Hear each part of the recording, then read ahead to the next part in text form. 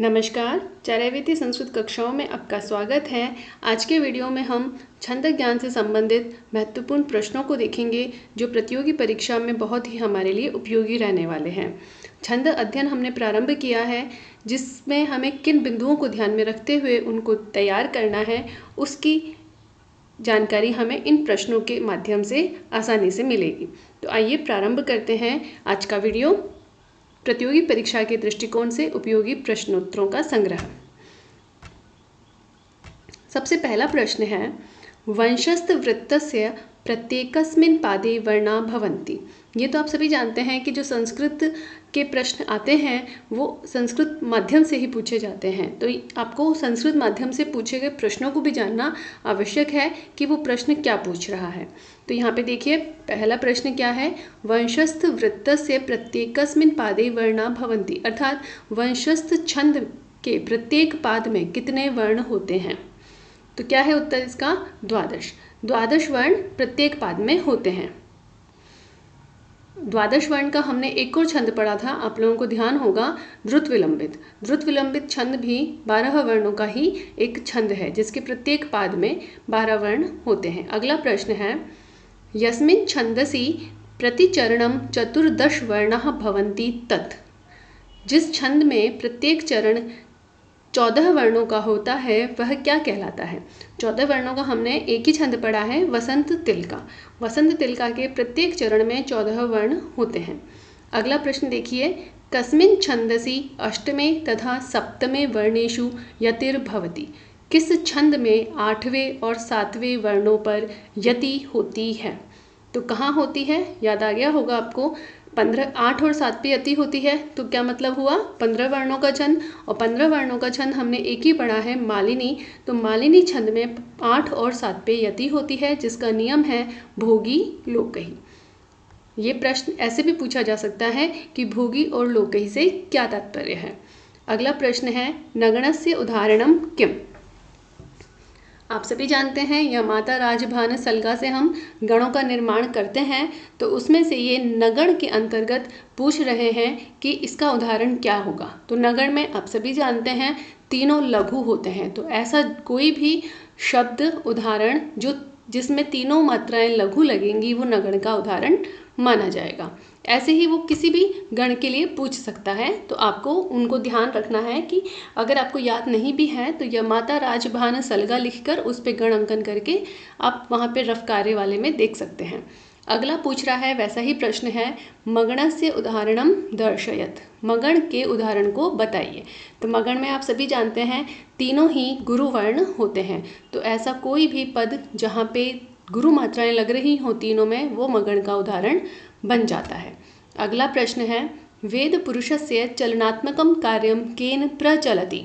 वेद पुरुष के चलनात्मक कार्य को किसके द्वारा किया जाता है।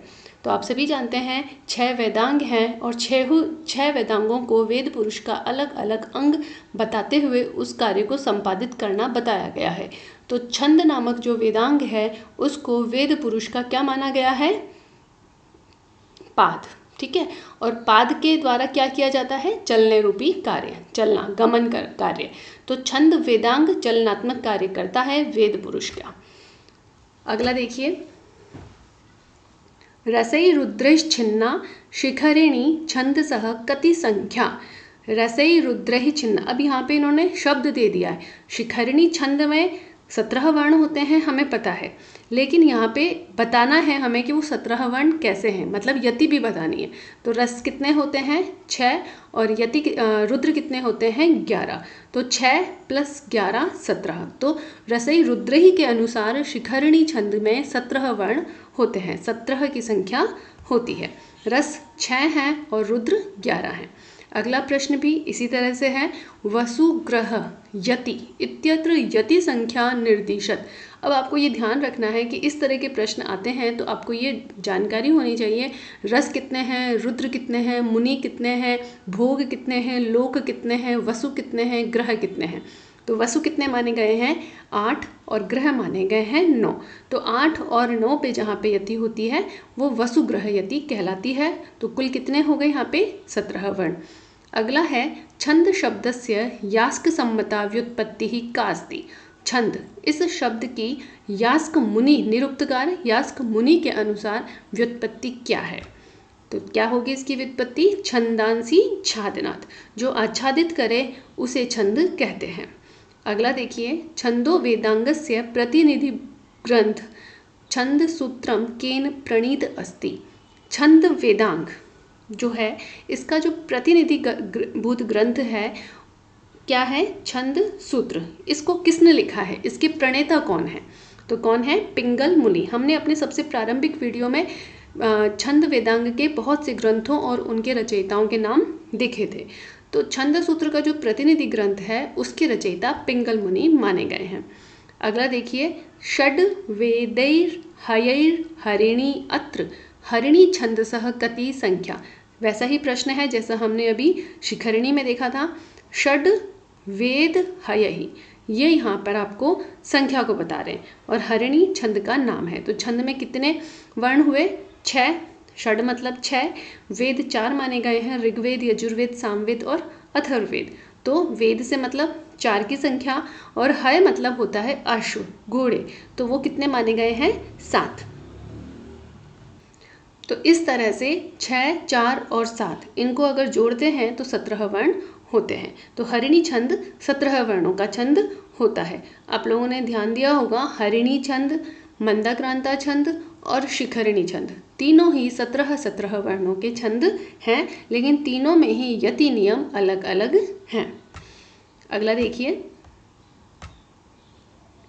यमन सभलागः कस्य छंदसः गण निर्देशनमिदम्। यमन सभलागः, इससे किस छंद के गण निर्देश को बताया गया है? तो किसका बताया गया है? शिखरिणी। रसहि रुद्रैश्छिन्ना यमन सभलागः शिखरिणी। तो यहाँ पे शिखरिणी छंद का ये गण निर्देश है जिसमें यगण, मगण, नगण, सगण, भगण और लघु गुरु का निर्देश किया गया है। अगला देखिए, तगण भगण जगण जगण गुरु गुरु एते गणः कस्मिन् छंदसि भवति। इस तरह के प्रश्न मैंने आपको जब छंद पढ़ा रही थी तब भी बताया था कि इस तरह से प्रश्न भी पूछे जा सकते हैं। अब प्रश्नों का जो तरीका है पूछने का वो बहुत सामान्य नहीं रहा है, अब वो घुमा के प्रश्न पूछता है। तो आपको सिर्फ गाइड्स के भरोसे ही अध्ययन नहीं करना है, आपको उस चीज़ को अपने टेक्स्ट बुक्स से भी पढ़ना है। तो तभौ तभजा जगौ किसका हुआ? वसंत तिलका। ठीक है, पहले तो आप ये देख लीजिए, तगण भगण जगण जगण तो मतलब हो गए 12 वर्ण और 2 गुरु हैं तो 14 वर्ण। तो 14 वर्ण किस में होते हैं? वसंत तिलका में। और वसंत तिलका का अगर लक्षण याद हो तो उसमें है उक्ता वसंत तिलका तभजा जगौ। ठीक है, तो इस तरह से ये वसंत तिलका में गण निर्देश किया गया है। अगला, जगण तगण जगण रगण कस्य छंदसः भवति। जगण तगण जगण रगण किस छंद में होते हैं? तो यहाँ पे 12 वर्ण हैं। ठीक है, क्योंकि 4 गण बता रहा है तो 12 वर्ण हो गए। 12 वर्ण के हमने 2 छंद पढ़े हैं, एक द्रुत विलंबित और एक वंशस्थ। तो वंशस्थ का ही ये उदाहरण हो सकता, गण निर्देश हो सकता है, क्योंकि जतौ तु वंशस्थ मुति ऋतम जरौ, जतौ और जरौ, तो इससे वंशस्थ वृत्त होता है। त्रिमुनि यति युता, अत्र त्रिमुनि इत्यनेन का संख्या? त्रिमुनि यति युता, यहाँ पर जो त्रिमुनि बताया गया है इससे किस संख्या को बताया गया है? तो वही बात मैंने अभी आपको बताई थी कि आपको इन चीज़ों का ध्यान या जानकारी होनी चाहिए। मुनि की संख्या कितनी मानी गई है? 7, और त्रि का मतलब होता है 3 बार, तो 7 को 3 से गुणा करेंगे तो कितना हो गया? 21। 7 + 7 + 7, ठीक है, 7 7 का 3 बार त्रिक, तो 21। तो त्रिमुनि यति युता, सिर्फ मुनि से पूछता तो 7, लेकिन त्रिमुनि पूछ रहा है इसलिए 21। अगला देखिए, सूर्याश्वही इत्यस्य का संख्या? सूर्य और अश्वही शार्दुल विक्रीडितम से लिया गया है। इससे क्या तात्पर्य है? इसमें किस संख्या का निर्देश है? किस संख्या का है? सूर्य 12 माने गए हैं, द्वादश सूर्य, और अश्व यह है जो हमने अभी हरिणी वाले में भी देखा था 7 माने गए हैं, तो कुल कितने हो गए? 19। तो इस तरह से भी प्रश्न पूछे जा रहे हैं आपके परीक्षाओं में, तो आपको इस तरह से इनको तैयार करना है। हम सीधे सीधे तो याद कर लेते हैं कि वसंत तिलका 14 वर्णों का है, इसमें तगण भगण इस तरह से वर्ण होते हैं, या वंशस्थ 12 वर्णों का है, इसमें ज गण तगण जगण रगण होते हैं, लेकिन अब वो घुमा के भी प्रश्न पूछता है एग्जामिनर, तो आपको इन ऐसे भी तैयार करना है। अगला देखिए, गत हिमे रिव चित्र विभावरी के गणाः अत्र। यहाँ पे कितने गण हैं, कौन से गण हैं, कौन कौन से? तो यहाँ पे देखिए 1 2 3 4 5 6 7 8 9 10 11 12। ये तो कंफर्म हो गया 12 वर्णों का है। ये 12 वर्णों का है तो दो ही हैं अपने पास, वंशस्थ और द्रुत विलंबित। तो वंशस्थ में सबसे पहले जगण होता है, तो क्या यहाँ पे जगण की स्थिति चल रही है? या माता राज भा, नहीं। द्रुत विलंबित में क्या होता है? नभौ भरौ, नगण की स्थिति चल रही है।